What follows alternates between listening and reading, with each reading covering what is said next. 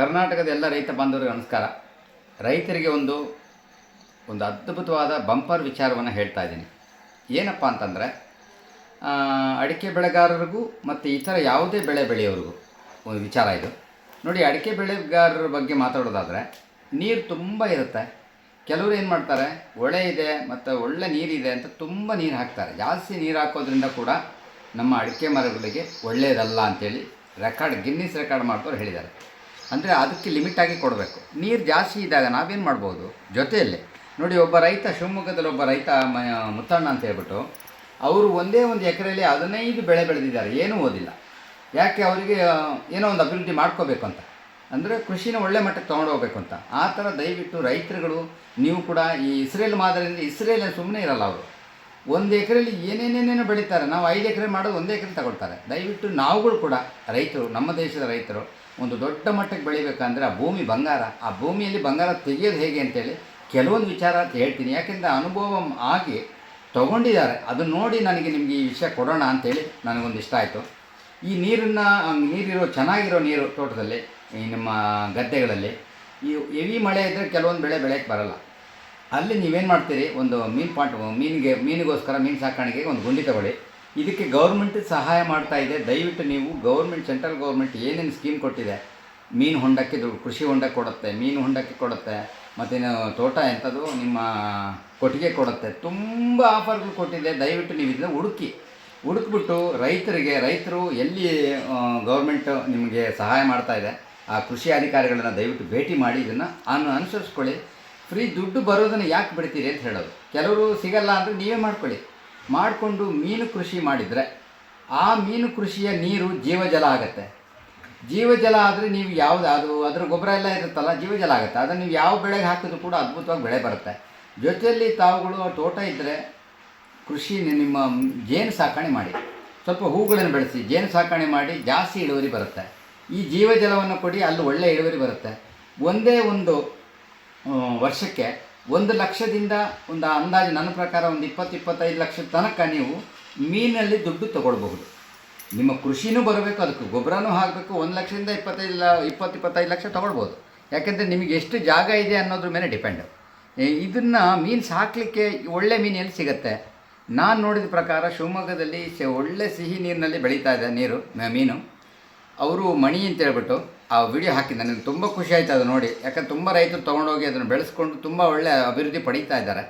ಅಂಥದ್ರಲ್ಲಿ ನಾವೇನು ಮಾಡಬೇಕು, ಅಲ್ಲಿ ನಮ್ಮ ಮೀನು ಬಿಡೋದಕ್ಕೆ ಮುಂಚೆ ಮಣ್ಣು ಪರೀಕ್ಷೆ ಆಗಬೇಕು. ಆ ನೀರಲ್ಲಿ ನೀರು ಚೆನ್ನಾಗಿ ಬೆಳೆಯುತ್ತೆ. ಮೀನು ಅಂದರೆ ಬೇಗ ಬೆಳೀತದೆ. ಸ್ವಲ್ಪ ಕಷ್ಟ ಇದ್ದರೆ ಸ್ವಲ್ಪ ನಿಧಾನ ಬೆಳೆಯುತ್ತೆ. ಅದನ್ನು ಖಾತ್ರಿ ಮಾಡಿಕೊಂಡು ನೀವು ಮೀನು ಸಾಕಿ ಅದರಿಂದ 1 ಲಕ್ಷದಿಂದ 20 ಲಕ್ಷದವರೆಗೂ ದುಡಿಮೆ ಮಾಡಿ. ಆ ನೀರು ಜೀವಜಲ ಆಗುತ್ತೆ. ಜೇನು ಸಾಕಣೆ ಮಾಡಿ, ಆ ಜೇನು ಮತ್ತು ನಮ್ಮ ಈ ಶುಂಠಿನ ಬೆರೆಸಿ ನೀವು ಯೂಸ್ ಮಾಡಿದ್ರೆ, ದೇಹಕ್ಕೆ ತೊಗೊಂಡ್ರೆ ಅದಕ್ಕೆ ಒಂದು ಹೆಸರಿದೆ, ಒಂದು ಅದ್ಭುತವಾದ ಹೆಸರು, ಕಾಯಕಲ್ಪ ಅಂತೇಳಿ. ಇದರಲ್ಲಿ ಎಷ್ಟೋ ರೋಗಗಳು ಹತ್ರ ಬರಲ್ಲ. ನೋಡಿ, ನೀವು ಜೇನು ಸಾಕೋದ್ರಿಂದ ಆರೋಗ್ಯ ಉಳಿತು, ಮೀನು ಸಾಕೋದ್ರಿಂದ ದುಡ್ಡು ಬಂತು, ಈ ಕಡೆ ಗೊಬ್ಬರ ಆಯಿತು. ಈ ಥರ ಬೆಳೆನ ಮಾಡಿ, ಈ ಥರ ಕೃಷಿನ ಮಾಡಿ ನೀವು ಒಳ್ಳೆಯ ದುಡಿಮೆ ಮಾಡಿ ಅಂತ ಹೇಳ್ತಾ ನಿಮಗೆ ಧನ್ಯವಾದ ಹೇಳ್ತೀನಿ. ಈ ವಿಡಿಯೋ ನೋಡಿ ಇಷ್ಟ ಇದ್ದವರು ಆ ನಂಬರಿಗೆ ಫೋನ್ ಮಾಡಿ, ಬೇಕಾದ್ರೆ ಮೀನು ತೊಗೊಳ್ಳಿ. ಈ ವಿಡಿಯೋ ನೋಡಿ ಇಷ್ಟ ಇದ್ದವರು ಆ ನಂಬರಿಗೆ ಫೋನ್ ಮಾಡಿ, ಬೇಕಾದ್ರೆ ಮೀನು ತೊಗೊಳ್ಳಿ, ದುಡಿಮೆ ಮಾಡಿ ಅಂತ ಹೇಳ್ತೀನಿ. Thank you very much. Mani fish farm ಅಲ್ಲಿ ಮೀನ್ ಮರಿ ತಗೊಂಡ್ರೆ ಕೆರೆ ಬೇಟೆಯಲ್ಲಿ 2 kg ಗ್ಯಾರಂಟಿ. ನಮ್ಮ ಹೆಸರು ಹಿರಿಯಣ್ಣ ಅಂತೇಳಿ ನಾವು ಸೊರಬ ತಾಲೂಕಿನಿಂದ ಬಂದಿದ್ದೇವೆ. ಕೆರೆ ಬೇಟೆ ಅಂತಕ್ಕಂಥದ್ದು ನಮ್ಮ ಮಲೆನಾಡು ಭಾಗದಲ್ಲಿ ಬಹಳ ಫೇಮಸ್. ಆ ಮಾರ್ಚ್ ತಿಂಗಳಲ್ಲಿ ನಾವು ಕೆರೆ ಬೇಟೆ ಅಂತ ಮಾಡಿದಾಗ ಇಲ್ಲಿ ಮಣಿ ಫಾರಂ ಇಂದ ನಾವು ತಗೊಂಡು ಹೋಗ್ತೇವೆ. ಪ್ರತಿ ವರ್ಷನೂ ಕೂಡ ಸುಮಾರು 10 ವರ್ಷಗಳಿಂದ ನಾವು ಬಂದು ಈ ಮಣಿ ಫಾರಂ ಇಂದ ತಗೊಂಡು ಹೋದಾಗ ನಮಗೆ ಉತ್ತಮವಾಗಿರ್ತಕ್ಕಂಥ ಕ್ವಾಲಿಟಿನೂ ಕೂಡ ಬಂದಿದೆ, ಉತ್ತಮವಾಗಿರ್ತಕ್ಕಂಥ ಸೈಜು ಬಂದಿದೆ. 6 ತಿಂಗಳಿಗೆ 1.5ರಿಂದ 2 kg 2.5 kgಗೂ ಕೂಡ ನಮಗೆ ಉತ್ತಮವಾಗಿರ್ತಕ್ಕಂಥ ಒಳ್ಳೆ ಸೈಜ್ ಬಂದಿದೆ. ಹಾಗಾಗಿ ನಾವು ಈ ಮಣಿ ಫಾರಂ ಅನ್ನ ಹುಡ್ಕೊಂಡು ಪ್ರತಿ ವರ್ಷನೂ ಕೂಡ ನಮ್ಮ ಭಾಗದ ಸೊರಬ ತಾಲೂಕು, ಸಾಗರ ಇರ್ಬೋದು, ಹಾಗೆ ಆನವಟ್ಟಿ ಭಾಗದಾಗಿರ್ಬೋದು, ಆಲ್ರೆಡಿ ಆಲ್ಮೋಸ್ಟ್ ಕೃಷಿ ಹೊಂಡ ಮಾಡ್ತಕ್ಕಂಥ ರೈತರು ಎಲ್ಲರೂ ಕೂಡ ಇದೇ ಭಾಗಕ್ಕೆ ಬಂದು ತಗೊಂಡು ಹೋಗ್ತಾರೆ. ಅದೇ ರೀತಿ ನಾವು ತಗೊಂಡೋಗಿ ಯಾರೇ ಇದ್ರೂ ಕೂಡ ಈ ಮಣಿ ಫಾರಮಿಗೆ ಬಂದು ಖರೀದಿ ಮಾಡ್ರಿ ಅಂತಕ್ಕಂಥದ್ದು ನನ್ನ ಭಾವನೆ. ನಾವು ಕೂಡ ಇದರಿಂದ ಉತ್ತಮವಾಗಿರ್ತ ಲಾಭನೂ ಪಡ್ಕೊಂಡಿದ್ದೀವಿ. ಯಾವ ತಳಿ ಜಾಸ್ತಿ? ನಮ್ಮ ಮಲೆನಾಡು ಭಾಗದಲ್ಲಿ ಈ ಹುಲ್ಗಂಡೆ ಅಂತಕ್ಕಂಥದ್ದು ಬಹಳ ಗ್ಲಾಸ್ ಕಪ್ಪು ಅಂತೀವಿ, ಒಂದ್ ಕಡೆ ಹುಲ್ಗಂಡೆನೂ ಅಂತೀವಿ.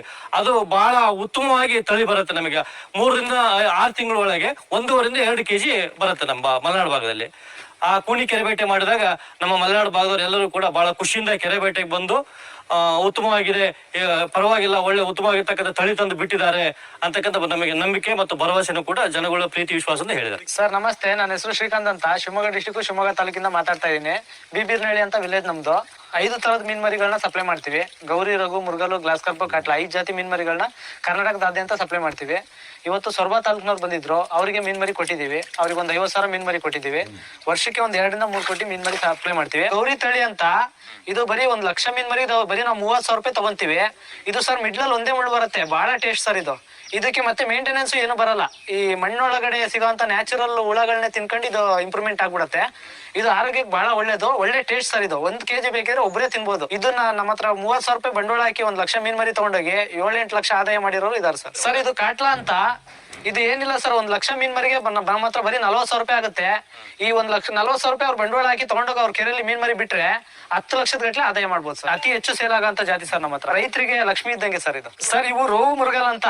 ಇದ್ರ ವಿಶೇಷತೆ ಏನು ಅಂದ್ರೆ, ಈಗ ಇದು ಸರ್ 1 ವರ್ಷದವರೆಗೂ ಗ್ರೋತಿಂಗ್ ಸ್ಲೋ. ಇದು 1 ವರ್ಷದವರೆಗೂ ಏನೋ ಒಂದು ಅರ್ಧ kg 3/4 kg ಇರುತ್ತೆ.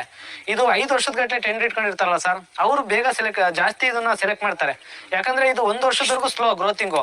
ಆಮೇಲೆ 1 ವರ್ಷದ ಮೇಲೆ 2 ವರ್ಷಕ್ಕೆಲ್ಲ 4 ರಿಂದ 5 kg ಬಂದ್ಬಿಡುತ್ತೆ. ಇದು ಲಾಸ್ಟ್ಗೆ ಕೆರೆಗೆ ಉಳ್ಸೋದೇ ಈ ಮೀನ್ ಸರ್. ಇದು ಉಲ್ಗೆಂಡೆ ಅಂತ. ಇದು ಕಲ್ಕತ್ತಾದಿಂದ ತರಿಸಿ ಬೆಳೆಸಿರೋ ಮರಿ ಇದು. ಈಗ ಕೆರೆಗಳಲ್ಲಿ ಪಾಚಿ ಹುಲ್ಲು ಸೊಪ್ಪು ಜಾಸ್ತಿ ಇರೋ ಅಂತ ಕೆರೆಗಳಿಗೆ ಚಾಯ್ಸ್ ಮಾಡ್ತಾರೆ ಇದನ್ನ. ಇದು 1 ಲಕ್ಷ ಮೀನ್ಮರಿಗೆ 45,000 ರಿಂದ 50,000 ರೂಪಾಯಿ ಚಾರ್ಜ್ ಮಾಡ್ತೀವಿ. ಈಗ ಹುಲ್ಲು ಸೊಪ್ಪು ಇರೋದ್ರಿಂದ ಇದಕ್ಕೆ ಮೇಂಟೆನೆನ್ಸ್ ಏನು ಬರಲ್ಲ ಸರ್. ಈಗ ಮೀನ್ ಕೃಷಿ ಮಾಡೋದ್ರೆ ಏನ್ ಲಾಭ ಸರ್? ಈಗ ಮೀನ್ ಕೃಷಿ ಅಂದ್ರೆ ಈಗ ಸರ್ ಇದು ಯಾವತ್ತಿಗೂ ಈ ಮಾರ್ಕೆಟ್ ಬೀಳಲ್ಲ ಸರ್. ಈಗ ಚಿಕನ್ ಮಟನ್ ಅವೆಲ್ಲ ತಿಂದು ಕಾಯಿಲೆಗಳು ಬರ್ತಾವ ಸರ್. ಆದ್ರೆ ಈ ಮೀನ್ನ ತಿಂದ್ರೆ ಯಾವ ಕಾಯಿಲೆನೂ ಬರಲ್ಲ. ಆಮೇಲೆ ಈಗ ಕೃಷಿ ಹೊಂಡದವರೆಲ್ಲ ಏನ್ ಮಾಡ್ಬೇಕಂದ್ರೆ, ಪ್ರತಿಯೊಂದು ತೋಟಗಳಲ್ಲೆಲ್ಲ ಕೃಷಿ ಹೊಂಡ ಇರುತ್ತೆ, ಅವರೆಲ್ಲ ಮೀನ್ ಮರಿ ಸಾಕಾಣಿಕೆ ಮಾಡಿ ಆದಾಯ ಗಳಿಸ್ಬೋದು. ಕೆರೆಯವರು ಅಷ್ಟೇ ಸರ್, ಒಳ್ಳೆ ಆದಾಯ ಮಾಡ್ಬೋದು ಸರ್. ಈಗ ನಮ್ಮ ಹತ್ರ ಇದುವರೆಗೂ ಮೀನ್ ಮರಿ ತಗೊಂಡೋಗಿರೋರು ಯಾರು ಲಾಸ್ ಅಂತ ಹೇಳಿಲ್ಲ ಸರ್. ಬಹಳ ಚೆನ್ನಾಗಿ ಬಂದಿದ್ದಾವೆ, ಎಲ್ಲರೂ ಬಹಳ ಚೆನ್ನಾಗಿ ಡೆವಲಪ್ಮೆಂಟ್ ಆಗಿದ್ದಾರೆ ಸರ್. ಸರ್ ಈ ಮೀನು ಕೃಷಿಯಲ್ಲಿ ಲೇಬರ್ ಅವಶ್ಯಕತೆ ಬರಲ್ಲ. ಈಗ ಅವ್ರದ್ದು ಏನಂದ್ರೆ, ಅವರು ಕೆರೆಗೆ ತಗೊಂಡೋಗಿ ಮೀನ್ ಮರಿ ಹಾಕಿದ್ಮೇಲೆ, ಈಗ ಮರಿ ಬೆಳೆದ್ಮೇಲೆ ಕಳ್ಳರೆಲ್ಲ ಇಟ್ಕೊಂಡಂಗೆ ನೋಡೋದು ಒಂದೇ ಸರ್ ಕೆಲಸ. ಅದಕ್ಕೋಸ್ಕರ ಈ ಲೇಬರ್ದಾಗ್ಲಿ ಫುಡ್ದಾಗ್ಲಿ ಯಾವುದೇ ರೀತಿ ಖರ್ಚು ಬರಲ್ಲ ಕೆರೆಗಳಿಗೆ. ಈ ಕೃಷಿ ಹೊಂಡಕ್ಕೆ ಮಾತ್ರ ಫುಡ್ಡಿನ ಖರ್ಚು ಬರುತ್ತೆ. ಅದನ್ನ ಓನರ್ಗಳೇ ಮೇಂಟೈನ್ ಮಾಡ್ಬೋದು ಸರ್. ಸ್ಕ್ರೀನ್ ಮೇಲೆ ಇರೋ ನಂಬರ್ಗೆ ಕಾಲ್ ಮಾಡಿದ್ರೆ ನಾವೆಲ್ಲ ಇನ್ಫಾರ್ಮೇಶನ್ ಕೊಡ್ತೀವಿ ಸರ್.